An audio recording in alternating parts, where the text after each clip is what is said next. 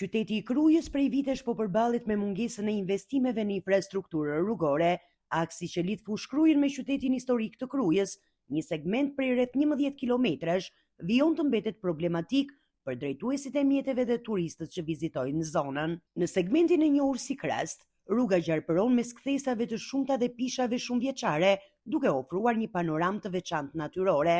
Megjithatë, bukuria e peizazhit zbehet nga amortizimi i rrugës dhe nga gropat e shumta që shoqërojnë udhëtimin deri në qytetin e Krujës. Ti verifikoje vetë nga rruga nga lagji Zinxhineli deri në qendër qytetit. Verifikoje jush më tepër se 5 km rrugë nuk është.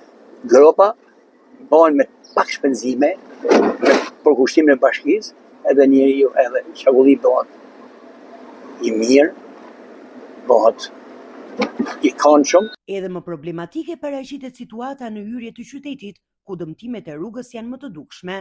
Banorët shprehen se mungesa e investimeve po ju shkakton koste të vazhdueshme për mirëmbajtjen e automjeteve, si dhe po dëmton imazhin e një prej destinacioneve më të rëndësishme turistike në vend. Ata e konsiderojnë të papranueshme që qyteti i heroit kombëtar Gjergj Kastriot Skënderbeu të vazhdojë të përballet me të njëjtat problematika infrastrukturore, ndërsa fluksi i turistëve vendas dhe të huaj rritet nga viti në vit. Papranueshme, nuk ka një shpenzim kolosal.